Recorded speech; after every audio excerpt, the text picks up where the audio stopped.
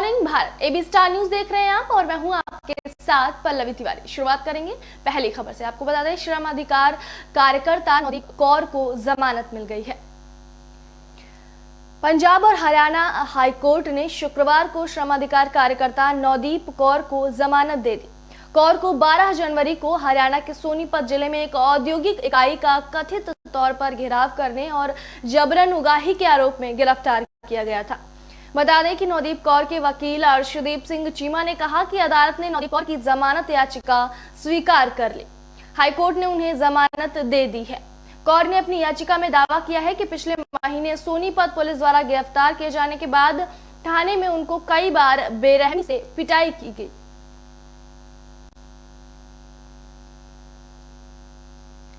बंगाल में 8 चरण में मतदान है।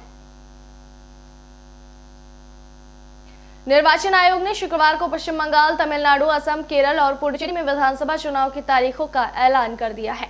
इन 4 राज्यों और केंद्र शासित प्रदेशों पुडुचेरी में 27 मार्च से 29 अप्रैल के बीच अलग अलग चरणों में मतदान संपन्न होगा। आपको बता दें कि मतों की गिनती 2 मई को होगी। इसके साथ ही चुनावी राज्यों में आदर्श आचार संहिता भी लागू हो गई है। बंगाल में 8 चरणों में मतदान कराए जाएंगे, जबकि असम में 6 चरणों में सुरक्षा के कड़े इंतजाम किए गए हैं। आपको बता दें कि बंगाल में कब कहां मतदान किए जाएंगे। पहला चरण 4 जिलों की 30 सीटों पर 27 मार्च को होगा। दूसरा चरण 4 जिलों की 30 सीटों पर 1 अप्रैल को होगा, तो वहीं तीसरा चरण 31 विधानसभा सीटों पर 6 अप्रैल को होगा।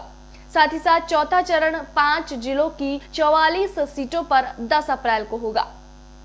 वहीं 5वां चरण 6 जिलों की 45 सीटों पर 17 अप्रैल को होगा।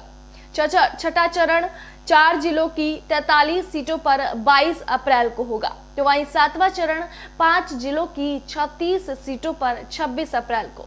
साथ ही 8वां चरण 4 जिलों की 35 सीटों पर 29 अप्रैल को संपन्न होगा। राज्यपाल से हाथापाई में कांग्रेस के 5 विधायक निलंबित कर दिए गए हैं। हिमाचल प्रदेश विधानसभा के बजट सत्र के पहले दिन शुक्रवार को राज्यपाल बंडारू दत्तात्रेय के साथ कांग्रेस के कुछ विधायकों ने विधानसभा परिसर में हाथापाई की। इसके बाद नेता प्रतिपक्ष मुकेश अग्निहोत्री सहित कांग्रेस के 5 विधायकों को पूरे बजट सत्र के लिए निलंबित कर दिया गया। हिमाचल प्रदेश विधानसभा अध्यक्ष विपिन परमार पूरे बजट सत्र के लिए निलंबित किए गए। कांग्रेस के 5 विधायकों के खिलाफ प्राथमिकी दर्ज कराने के संबंध में सदन के नियमों की पड़ताल कर रहे हैं। आपको बता दें कि संसदीय कार्य मंत्री सुरेश भारद्वाज द्वारा पेश किए गए निलंबन प्रस्ताव पर विचार करने के बाद विधानसभा अध्यक्ष विपिन परमार ने इन विधायकों को निलंबित कर दिया। निलंबित विधायकों में विपक्ष के नेता मुकेश अग्निहोत्री के अलावा कांग्रेस विधायक हर्षवर्धन चौहान, सुंदर सिंह ठाकुर, सतपाल रायजादा और विनय कुमार शामिल हैं। हिमाचल प्रदेश विधानसभा के बजट सत्र के पहले दिन शुक्रवार को सदन के अंदर और बाहर जमकर हंगामा हुआ। सदन में पहले तो राज्यपाल बंडारू दत्तात्रेय के अभिभाषण के दौरान विपक्ष ने खलल डाला और इसके बाद राज्यपाल के राजभवन लौटते समय विधानसभा परिसर में ही विधानसभा अध्यक्ष के कक्ष के बाहर कांग्रेस विधायकों ने उनका रास्ता रोका और उनके साथ कथित तौर पर हाथापाई भी की। इसी बीच पुलिस अधिकारियों, कर्मचारियों और कांग्रेस विधायकों के बीच धक्का मुक्की भी हुई। इसके बाद सरकार ने सदन की बैठक दोबारा बुलाई और नेता प्रतिपक्ष मुकेश अग्निहोत्री समेत कांग्रेस पार्टी के 5 सदस्यों को पूरे बजट सत्र तक सदन से निलंबित कर दिया। वृद्धि की राह पर लौटी अर्थव्यवस्था। आपको बता दें, फिर से अर्थव्यवस्था में सुधार नजर आ रहा है। देश की अर्थव्यवस्था वृद्धि के रास्ते पर आ रही है। कृषि, सेवा और निर्माण क्षेत्रों के बेहतर प्रदर्शन के कारण चालू वित्त वर्ष की तीसरी तिमाही अक्टूबर-दिसंबर में सकल घरेलू उत्पाद में 0.4% की वृद्धि हुई है। इससे पहले कोरोना वायरस महामारी और उसकी रोकथाम के लिए लागू की गई पूर्णबंदी के बीच लगातार 2 तिमाहियों में अर्थव्यवस्था में गिरावट दर्ज की गई। आपको बता दें कि कोरोना वायरस महामारी के बीच भारतीय अर्थव्यवस्था में चालू वित्त वर्ष में लगातार 2 तिमाही में गिरावट के बाद तीसरी तिमाही अक्टूबर-दिसंबर में 0.4% की वृद्धि हुई है। साथ ही साथ आपको बता दें कि वैश्विक बाजारों में गिरावट के बीच BSE सूचकांक शुक्रवार को करीब 1940 अंक लुढ़क गया। यह 10 महीने की सबसे बड़ी गिरावट है। एनएसई निफ्टी भी 568 अंक से अधिक का गोता लगाकर 15,000 अंक के मनोवैज्ञानिक स्तर से नीचे आ गया। वहीं आपको बता दें कि गिरावट से निवेशकों को 5.3 लाख करोड़ रुपए की चपत लगी है।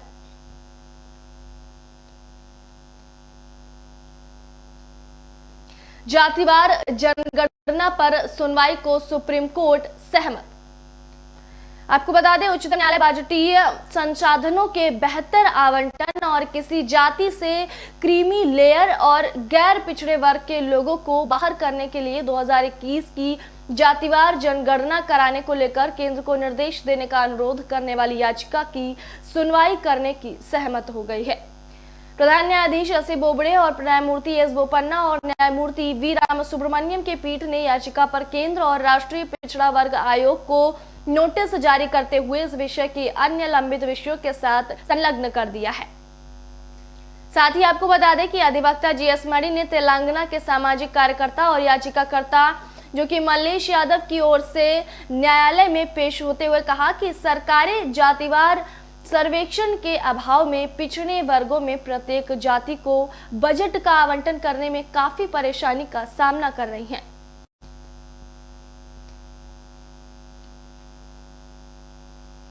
टकराव वाले क्षेत्रों से पूर्ण वापसी जरूरी हो गई है।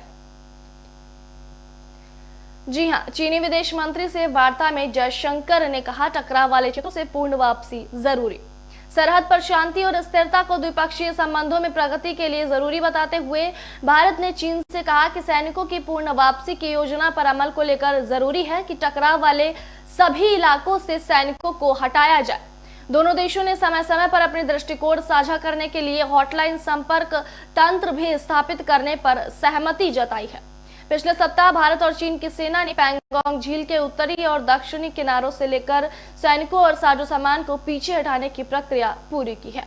साथ ही आपको बता दें कि विदेश मंत्री जयशंकर ने शुक्रवार को कहा कि सीमा मुद्दों से निपटने को लेकर भारत दृढ़ और संकल्पित रहा और इससे प्रभावी ढंग से निपटा।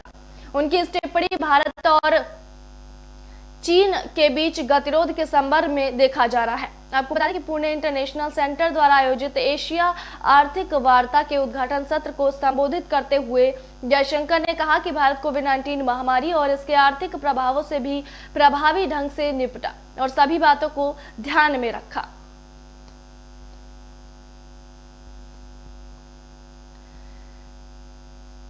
आपको बता दें कि चुनाव की घोषणा के ऐन मूवमेंट पहले ममता बनर्जी ने मजदूरी भत्ता बढ़ा दिया। विधानसभा चुनाव से ठीक पहले पश्चिम बंगाल के मुख्यमंत्री ममता बनर्जी ने श्रमिकों की मजदूरी बढ़ाने की घोषणा कर दी। कुशल, अकुशल और अर्धकुशल श्रेणी के मजदूरों के भत्ते में उन्होंने जबरदस्त बढ़ोतरी करने का ऐलान कर दिया। इस नई घोषणा से बंगाल के 56,500 मजदूरों का सीधे फायदा पहुंचेगा। उन्होंने अपने ट्वीट में कहा, इसके लिए पहले से ही राज्य के अंतरिम बजट में प्रावधान किया गया है। भत्ते की नई दरें पश्चिम बंगाल शहरी रोजगार योजना के तहत तुरंत प्रभाव से लागू कर दी गई हैं। विधानसभा चुनाव की तारीखों की घोषणा के लिए मुख्य चुनाव आयोग की दिल्ली में होने वाली प्रेस कॉन्फ्रेंस शुरू होने से पहले ममता बनर्जी ने चौंकाते हुए ट्विटर पर मजदूरों के भत्ते बढ़ाने का ऐलान कर दिया। बंगाल में कुल 40,500 अकुशल, 8,000 अर्धकुशल और 8,000 कुशल मजदूर पंजीकृत हैं। ममता बनर्जी के मुताबिक अकुशल मजदूरों को 144 रुपए प्रतिदिन की जगह अब 202 रुपए प्रतिदिन मिला करेंगे। अर्धकुशल को 172 रुपए प्रतिदिन की जगह 303 रुपए प्रतिदिन और कुशल मजदूरों को 404 रुपए प्रतिदिन दिया जाएगा। कुशल मजदूरों की नई श्रेणी शुरू कर दी गई है। आपको बता दें कि ये सभी मजदूर बंगाल सरकार की विभिन्न परियोजनाओं से जुड़े हुए हैं। मुख्यमंत्री ने इस बार का बजट खुद ही पेश किया। उन्होंने बजट में मातृ वंदना परियोजना घोषित की थी, जिसके तहत शहरी रोजगार योजना के लिए 8.50 करोड़ रुपए रखे गए। तब ममता बनर्जी ने विधानसभा में कहा था कि कोविड-19 संक्रमण के कारण असंगठित क्षेत्र को नुकसान हुआ है। इस कारण 45,000 मजदूरों के लिए 1,000 रुपए महीने का भत्ता देने का उन्होंने ऐलान किया था। शुक्रवार को की गई ताजा घोषणा के तहत काम न पाने वाले मजदूरों को वह भत्ता मिलता रहेगा।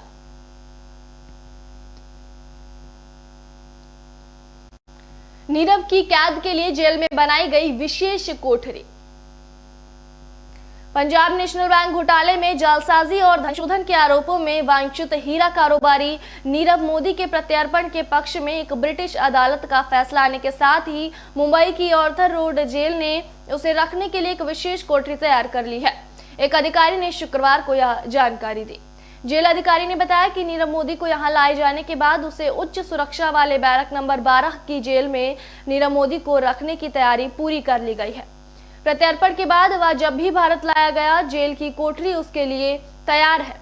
ब्रिटेन की एक न्यायाधीश ने गुरुवार को कहा कि नीरव मोदी को अपने खिलाफ मामले में भारतीय अदालतों के समक्ष जवाब देना है और ऐसा कोई प्रमाण नहीं है जिससे संकेत मिलता हो कि भारत में उसके मामले की निष्पक्ष सुनवाई होगी। नीरव मोदी प्रत्यर्पण के विरुद्ध करीब 2 साल की अपनी कानूनी लड़ाई हार गया।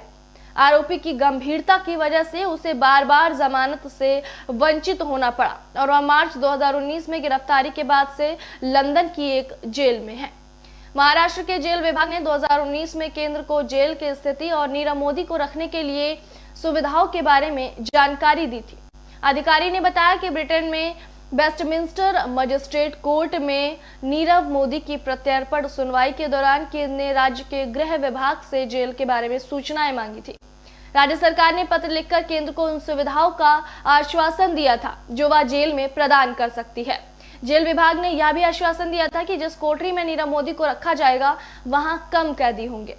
अधिकारी ने कहा कि यदि नीरव मोदी की बैरक में रखा जाता है तो उसे 3 वर्ग मीटर निजी स्थान मिलेगा और वहां सूती का गद्दा, तकिया, बेडशीट और रजाई भी प्रदान की जाएगी।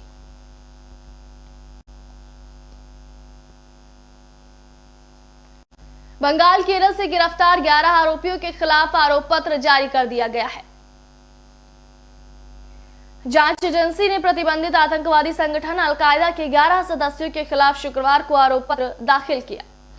पाकिस्तान और बांग्लादेश में अपने आकाओं के इशारे पर भारत में कथित तौर पर हमला करने की योजना बनाने के लिए उनके खिलाफ आरोप पत्र दायर किया गया है।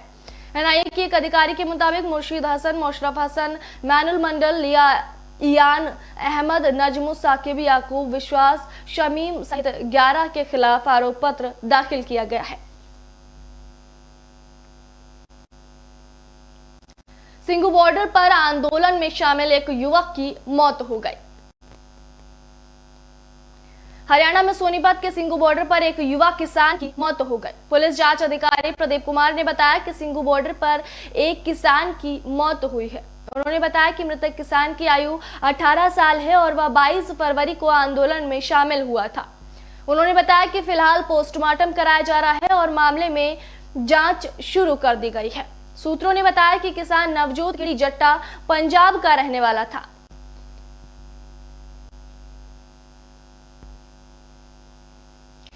प्रधानमंत्री नरेंद्र मोदी ने कहा कि शिक्षा, स्वास्थ्य और चिकित्सा के क्षेत्र में बदलाव आएगा। प्रधानमंत्री नरेंद्र मोदी ने शुक्रवार को कहा कि केंद्र सरकार चिकित्सा, शिक्षा और स्वास्थ्य के क्षेत्र में व्यापक बदलाव ला रही है और राष्ट्रीय चिकित्सा आयोग इन क्षेत्रों में बहुत पारदर्शिता लेकर आएगा। प्रधानमंत्री ने चिकित्सा क्षेत्र के विद्यार्थियों से प्रसन्नचित्त रहने और हास्य रस को बनाए रखने का आग्रह किया और कहा कि इससे मरीजों को खुश रहने के साथ साथ उनका मनोबल बढ़ाने में भी मदद मिलेगी। एमजीआर चिकित्सा विश्वविद्यालय के 33वें दीक्षांत समारोह को वीडियो कॉन्फ्रेंसिंग के माध्यम से संबोधित करते हुए मोदी ने कहा कि भारत ने स्वास्थ्य क्षेत्र में न केवल नई राह बनाई है बल्कि इस राह पर दूसरे देशों की भी मदद की है।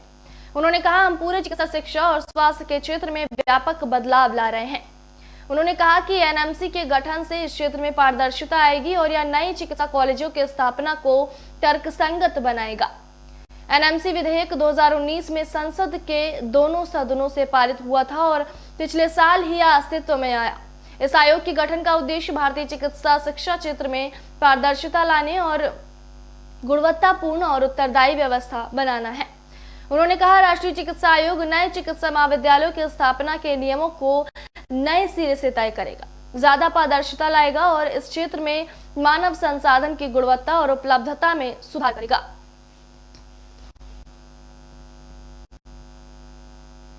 दिल्ली में फिर से बढ़ने लगे कोरोना वायरस से संक्रमित मरीज।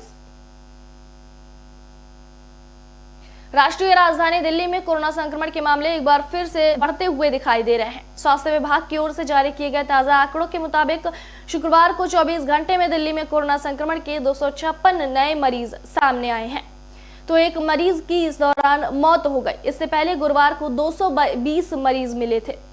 दिल्ली सरकार की रिपोर्ट के मुताबिक इस दौरान 24 घंटे में कुल 62,768 संक्रमण जांच की गई है और संक्रमण की दर 24 घंटे के भीतर 0.41% रही। शुक्रवार को 193 मरीज ठीक होकर वापस अपने घर लौटे हैं। वहीं दिल्ली में अब सक्रिय मामलों की संख्या बढ़कर 1,231 हो गई है। इस समय 574 मरीजों का इलाज घर में एकांतवास में किया जा रहा है और अस्पताल में 400 मरीजों का इलाज किया जा रहा है, जबकि एक मरीज इस समय कोविड केयर सेंटर में भर्ती है। अब तक दिल्ली में आपको बता दें कि 12,25,05,443 संक्रमण जांच की जा चुकी है। इस जांच में से 41,775 RT-PCR और 20,993 एंटीजन जांच 24 घंटे के भीतर की गई है। वहीं दिल्ली में कोरोना से अब तक 6,38,849 मरीज संक्रमित हो चुके हैं और इन मरीजों में से 6,26,712 मरीज अब तक ठीक हो चुके हैं, जबकि इस बीमारी की वजह से 10,906 लोगों की जान दिल्ली में जा चुकी है। अब तक कोरोना संक्रमण की दर 5.21 है। आपको बता दें कि मृत्यु दर 1.71% रही है। इस समय दिल्ली में कुल 550 सील क्षेत्र हैं।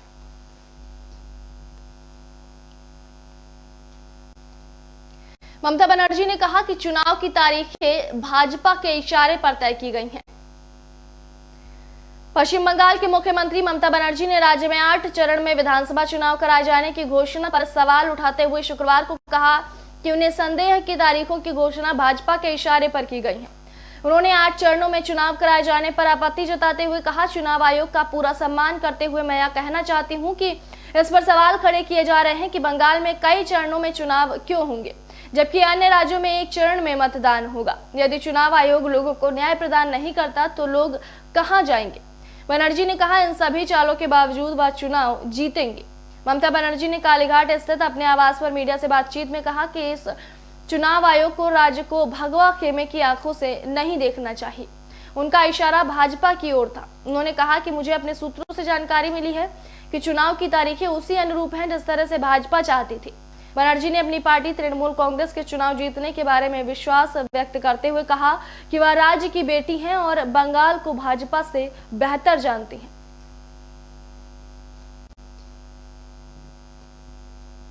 कोविन ऐप में तब्दीली के कारण आज और कल टीकाकरण नहीं होगा।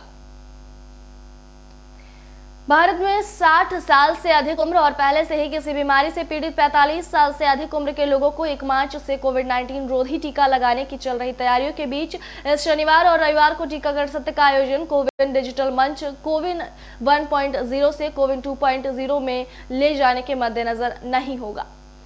केंद्रीय स्वास्थ्य मंत्रालय ने कहा कि सभी राज्यों और केंद्र शासित प्रदेशों को पहले से ही इस बदलाव के बारे में सूचित किया जा चुका है। कोविन सॉफ्टवेयर कोरोना वायरस रोधी समूचे टीकाकरण अभियान को सही ढंग से अंजाम देने के लिए तैयार किया गया है।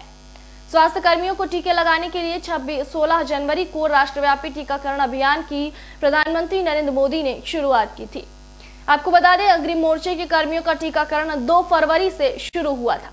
मंत्रालय ने कहा 1 मार्च से देशव्यापी टीकाकरण का बड़े पैमाने पर विस्तार किया जा रहा है, जिससे कि 60 साल से अधिक उम्र के लोगों और पहले से ही किसी अन्य बीमारी से पीड़ित 45 से अधिक उम्र के लोगों को इसमें शामिल किया जा सके।